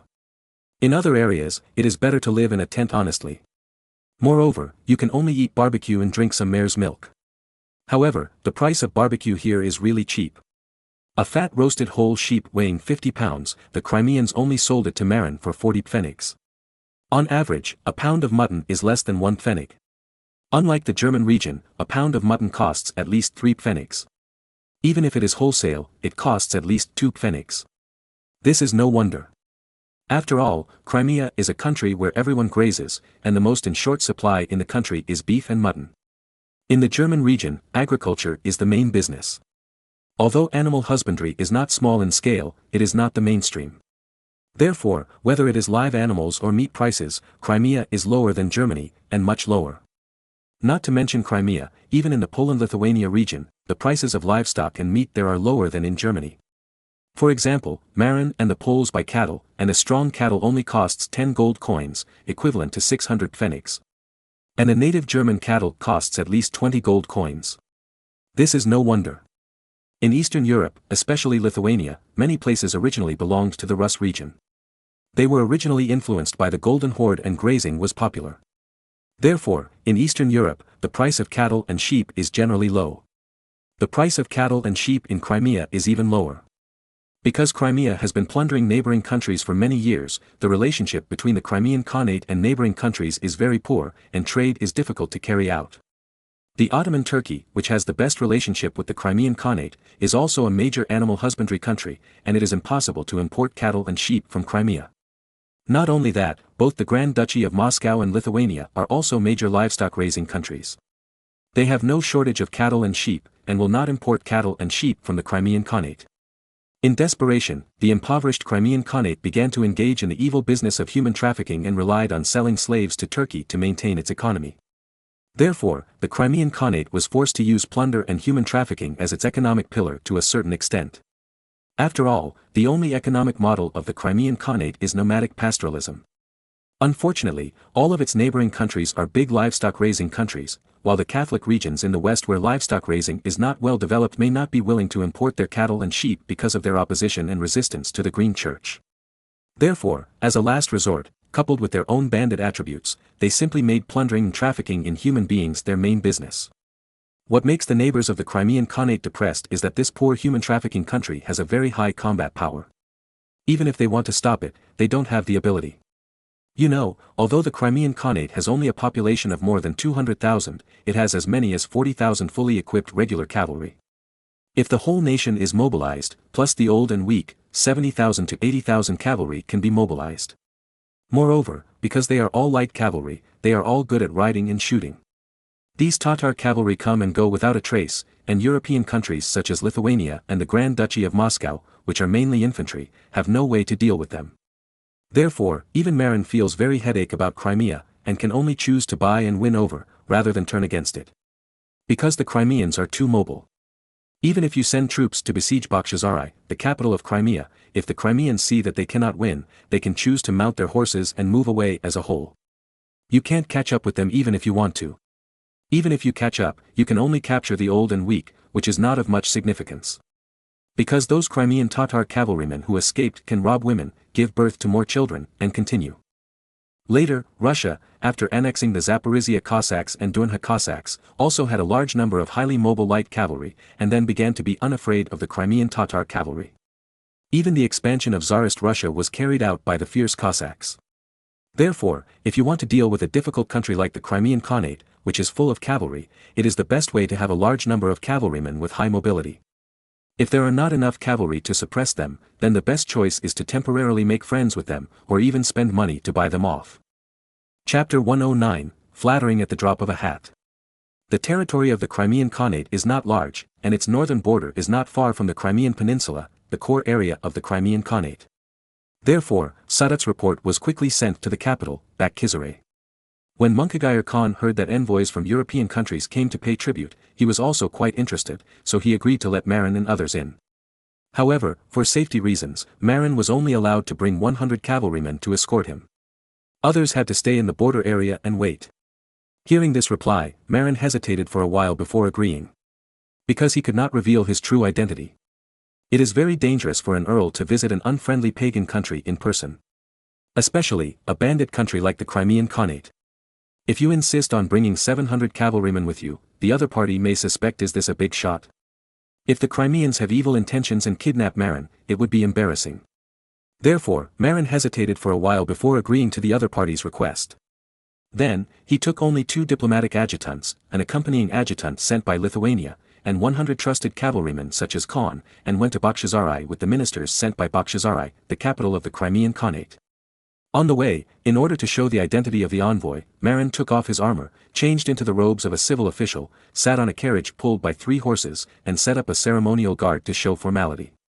In fact, Marin was flirting with the blind. The Crimeans are originally a steppe tribe and don't care much about etiquette. Just like the Crimean foreign minister who came to lead the way, he was called a minister, but in fact he was a rude little chief. At least, from the outside, the other party was definitely a well-developed and simple-minded guy. However, the other party was literate and could understand the Tatar language of the state letter, confirming Marin's identity as an envoy. The Crimeans sent 500 fully armed Khan court cavalry from the capital, well equipped. They will be responsible for escorting Marin and others all the way to Bakkizere, and they will also have the task of monitoring Marin and others. Unless necessary, the Crimean foreign minister will not allow anyone in Marin's team to leave the team easily. This is to prevent Marin's men from spying on the Crimean Khanate. While riding in the carriage, Marin took the opportunity to divide the gold coins in the carriage into 4 parts. One part of 10,000 gold coins was placed in an exquisite box. Another part of 40,000 gold coins was placed in another exquisite box. The remaining 100,000 gold coins were placed in 2 large boxes and hidden in the secret compartment under the seat of the carriage. According to the plan, Marin intends to use 10,000 gold coins to whet the appetite of Munkagayar Khan first. When he is interested, add another 40,000 gold coins. If he still can't be persuaded, he will take out another 50,000 gold coins. As for the other 50,000 gold coins, Marin said that the captain has already blacked him. Anyway, the Tatars in Eastern Europe and Western Europe have almost no contact at this time, the news is not smooth, and there is no inspection team to check the accounts. No one knows that he has blacked him 50,000 gold coins. Bakkizere is indeed not far from the border area. Even if he takes a carriage, Marin still arrives in Bakkizere 2 days later. However, the capital of the Crimean Khanate is indeed a bit shabby. It is just a small city in the valley. In addition to the Bakkizere Khanate Palace, which covers an area of about 4 hectares, there are some military camps and administrative agencies in the city. As for the housing of civilians, it seems that there are very few. This is no wonder. After all, the Crimean Khanate is a nomadic country with no handicraft industry. They need handicraft products or weapons, which are mostly imported from Ottoman Turkey. The Turks don't want their cattle, sheep, or horses, so in order to obtain the money for purchases, the Crimeans have to go to Eastern Europe to rob people and sell them for money. Only with money can one go to Turkey to import various necessities. For now, the Crimean Khanate has not only the capital Bakkizere, but also the eastern port city of Kaffa, Feodosia. The port of Kaffa is also the export port for the Crimean Khanate to export slaves. Every year, thousands of Eastern European slaves are exported from Kaffa. However, because there is only one buyer, Turkey, and Turkey is the big brother of the Crimean Khanate, the price of slaves is kept very low. An ordinary male and female slave in Kaffa only needs 5 or 6 gold coins. Even a beautiful woman only costs 10 gold coins. The only more expensive ones are beautiful girls in original clothes and strong little boys. Needless to say, beautiful girls in original clothes are definitely for the pleasure of Turkish nobles. After all, men in the Muslim religion can have multiple women. The strong little boy is brainwashed from a young age and trained to become a slave soldier who fanatically believes in the Muslim religion and works for the Turks when he grows up. The famous Sultan's personal soldiers are all Slavic little boys who have been brainwashed and trained since childhood. Of course, the source of the Sultan's personal soldiers was mainly from the areas conquered by Turkey on the Balkan Peninsula. The Turks called the plundering of such little boys, blood tribute. After these little boys were sent to Constantinople, they were brainwashed from an early age and trained in various martial arts and riding skills. When they grew up, these people became the sharp blades in the hands of the Turkish Sultan and the most powerful combat force of the Ottoman Turks. Although the Crimean Khanate could also plunder Slavic boys, the Turks mainly forcibly recruited them from the Balkan Peninsula without spending money. Therefore, although the Turks also purchased strong little boys from Crimea, they were not many. The Crimean Khanate itself did not have this tradition.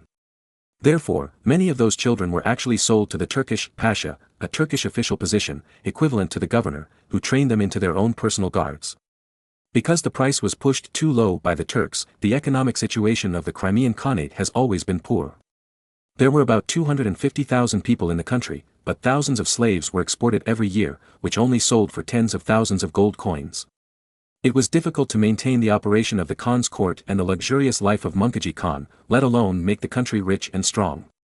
Therefore, Sigismund I later spent 15,000 gold coins to bribe Munkajee Khan to attack Moscow. Under the arrangement of Crimean officials, Marin wore a noble robe and a noble hat with bird feathers on his head, and asked Khan and others to carry gifts and follow the officials who led the way into the only luxurious building in Bakhchisarai, the Bakhchisarai Khan Palace. The gifts Marin brought were very simple, only a golden-laid sword bought from a Lithuanian noble, only cost a few hundred gold coins, and 10,000 gold coins. Since he knew that the Crimean Khanate was poor, Marin naturally chose to use the gold that blinded their eyes as a gift. After entering the main hall of the Khan's palace, Marin saw Munkagayar Khan sitting on the throne at a glance. Munkagayar Khan was not tall, about 50 years old, but he was quite strong. For some reason, looking at the short and strong Munkagayar Khan's flashing eyes, Marin always felt that the other party was a cunning person. However, after entering the main hall, Marin was not idle. He immediately took off his hat, bent down and bowed to Munkagayar Khan, and then said loudly in Tatar, "The common envoys of the Hanseatic League and the Grand Duchy of Lithuania congratulate the great Khan of the Golden Horde, the common ruler of the grassland, on his eternal blessings and longevity." Without paying attention, Marin used the flattering lines of Wei Xiao Bao in The Deer and the Cauldron. However, there are no immortals in Europe, so he can only use eternal blessings. Unexpectedly, the flattering lines worked quite well. Hearing Marin's almost shameless flattery, Munkagayar Khan's originally dignified and tense face immediately showed a smile. Seeing that the effect was good, Marin immediately stepped up and prepared to flatter Munkagayar Khan as much as possible. Anyway, flattering doesn't cost money. Chapter 110 Eastern European Mongolian Horse. Maybe he felt that Marin's flattery was too much. After all, there were very few monarchs who dared to openly compare themselves to gods, especially European monarchs. After all, in this era, every European was a religious person. Therefore, Munkagayar Khan said modestly, "Your Excellency is too kind. Although this Khan is also wise, I still dare not stand shoulder to shoulder with the sky." Well, Munkagayar Khan was also arrogant. Except for not daring to compare with the sky, he accepted all other compliments.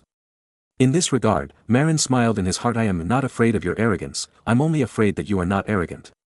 If I'm not arrogant, how can I continue to flatter?" So Marin decided to make persistent efforts. "Khan, although I am far away in the northwest border of Europe, I have long heard of the great Khan's illustrious reputation." "Oh, how do you say this Khan over there?" Munkagayar Khan said with interest. "My teacher once traveled to the Kipchak steppe and met you, the great Khan. He gave you this evaluation. I would like to hear more about it." The teacher said that the great Khan is the most powerful emperor he has seen in decades. "Your great military exploits remind him of a great hero. What kind of hero can be compared with this Khan?" For a moment, Munkagayar Khan's domineering attitude leaked out. Obviously, Munkagayar Khan was too confident. The great emperor who swept the world, Genghis Khan. Marin uttered a great name. Now Munkagayar Khan could no longer sit there and pretend, because Genghis Khan was his ancestor. So, Munkagayar Khan stood up from the great Khan's throne and said seriously and solemnly, "That is my ancestor, the greatest Khan in the world." In front of Genghis Khan's reputation, even someone as confident as Munkagayar Khan could not remain calm. Basically, in the eyes of the descendants of Mongolia, Genghis Khan is a godlike existence. Therefore, when Genghis Khan was mentioned, Mongkir Khan could not help but stand up to show his respect. Moreover, he was indeed the descendant of Tuwa Timur, the 13th son of Genghis Khan's eldest son Joki. No wonder. No wonder. No wonder the teacher said you look like Genghis Khan. It turns out that the blood of the golden family flows in your veins. Marin pretended to be enlightened, which made Mongkir Khan very happy. Your Excellency, you actually know the golden family?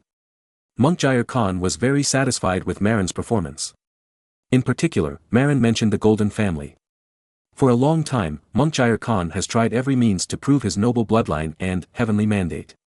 But in fact, because of the mixed blood with local white people in Eastern Europe, the bloodline of the golden family in Mongkir Khan's lineage has become thin, and it no longer looks like a Mongolian, but more like a European. Strictly speaking, Mongkir Khan can only be regarded as a branch of the golden family's branch. After Monk inherited the throne of the great Khan of Mongolia, only Talyui's lineage could be called the golden family, while Mongkir Khan was from Joki's lineage. Moreover, other parts of Europe have always been hostile to the Golden Horde and regarded them as barbarians. Now, an envoy from a major European power, Mongkir Khan still knew the Hanseatic League, actually respected him so much and knew that he was of the golden family bloodline, which made Mongkir Khan very proud. Even the Crimean nobles sitting in the hall of the Khan's palace showed a surprised expression. You know, they may not know many things. After all, the Crimean Khanate had long been green-educated, and many Mongolian traditions had been lost. Yes, I know the golden family. It is a noble family sent by the eternal heaven to rule the steppe. The members of this family are born as kings of the steppe. Eternal heaven. For Crimea, a green-educated country, hearing this ancient word, many Tatar nobles, including Mongkir Khan, couldn't help but sigh. I think, Khan, your blood must have experienced atavism. Marin continued to shamelessly flatter Mongkir Khan. Atavism? What does it mean? As a bunch of reckless men and poor students, Mongkir Khan and the Tatar nobles said they didn't understand. Atavism means that the blood in the body passed down from ancestors should have become thinner and thinner, but because of special reasons, such as the will of God, it suddenly became thicker. Oh, Mongkir Khan and a group of Tatar nobles nodded to show that they understood. In fact, they didn't understand at all. My teacher once crossed the prairie and arrived in the distant east. He also saw the portrait of the great Genghis Khan in the Mongolian Khan's court, and he also simulated a copy and brought it back to me. I found that you, Khan, look a lot like Genghis Khan. Marin shamelessly made an admiring expression. On the side, Khan, who was brought by Marin, twitched his mouth. He hadn't seen Marin's expression so mean for a long time. Although he didn't understand what Marin was saying, from his expression, his young master was flattering people, and he was flattering very hard. Ah! A portrait of Genghis Khan? Have you seen it? Mongkir Khan was shocked. He had never seen what Genghis Khan looked like in his life. Marin smiled. Would he tell Mongkir Khan that there was a portrait of Genghis Khan in his elementary school history book? Moreover, he had learned sketching and could draw a portrait of Genghis Khan. After all, the lines of the portrait of Genghis Khan in the history book were relatively simple and not difficult to draw. Not only have I seen it, I can also draw a portrait of Genghis Khan. Marin said confidently. He had learned sketching in his previous life, and he foolishly learned from Leonardo da Vinci in the textbook to draw eggs. Later, after crossing, Leonardo da Vinci became his subordinate and also guided his painting skills. Therefore, the paintings that Marin draws now are barely passable. He may not be good at oil paintings, but he can still draw sketches. Ah! Why don't you draw it quickly, so that we can see it? Mongkir Khan was a little out of control. Moreover, he also wanted to see if he looked like his ancestor. So, Marin found white paper and pencils and started to paint on the spot. However, while painting, Marin would occasionally peek at Mongkir Khan. As for why he peeked at Mongkir Khan, it was not because Mongkir Khan was handsome, but because Marin planned to slightly change the portrait of Genghis Khan. After all, he just boasted that Mongkir Khan reverted to his ancestors and looked like Genghis Khan. If the painting doesn't look like him, he will be in trouble. So, Marin made some changes and made the portrait of Genghis Khan look like Mongkir Khan. After the painting, Marin also marked it in Mongolian and Tatar, which he learned from Morigen and Bader. This is Genghis Khan. When Mongkir Khan and the nobles of the Crimean Khanate saw the portrait, they were also shocked. Because the portrait painted by Marin was very imposing, and the portrait of Genghis Khan, wearing a white turban and a white Mongolian robe, was indeed very Mongolian. Moreover, in terms of facial features, Marin made the skin color whiter in order to make Genghis Khan look like Mongkir Khan, did not fill in the color on the face, and made slight changes to the nose. The result is that the Genghis Khan in the painting is indeed quite similar to Mongkir Khan. Holding the sketch drawn by Marin, Mongkir Khan was very excited and very satisfied. In a moment of joy, Mongkir Khan directly rewarded Marin with 100 Mongolian horses.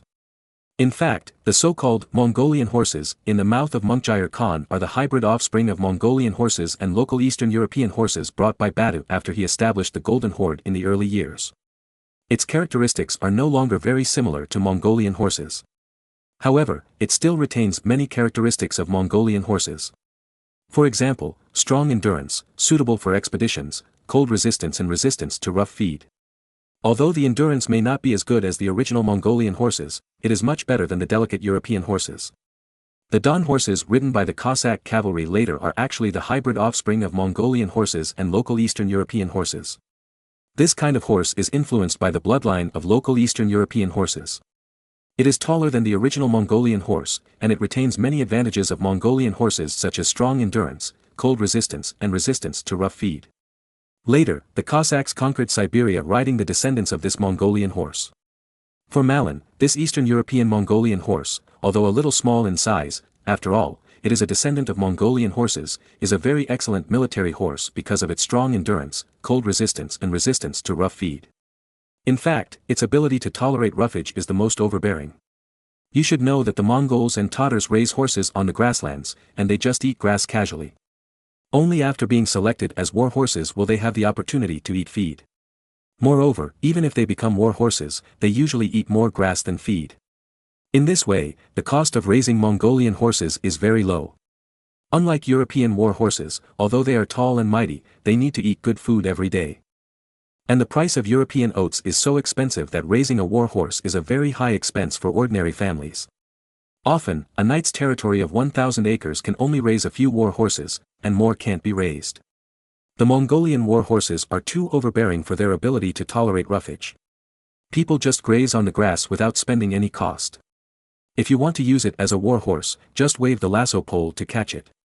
A few horses can't tell, but thousands of horses, the contrast is amazing. It may cost a huge price to raise 10,000 European horses. The cost of raising 10,000 Mongolian war horses is half lower.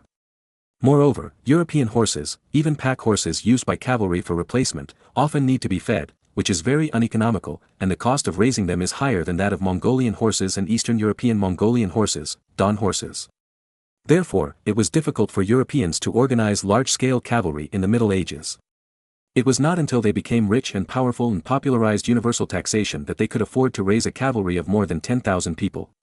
But relying on the advantage of low feeding costs, the Mongols and Tatars can easily raise tens of thousands of cavalry, which is very terrifying. Therefore, Crimea can bully Russia for many years with its cavalry advantage. In view of this, Marin is also very happy to obtain Eastern European Mongolian horses, Don horses. This kind of horse may not be suitable for plate knights to ride, but it is not too good to use it for light cavalry. First of all, the low cost of feeding can save a lot of costs and is also conducive to large-scale deployment.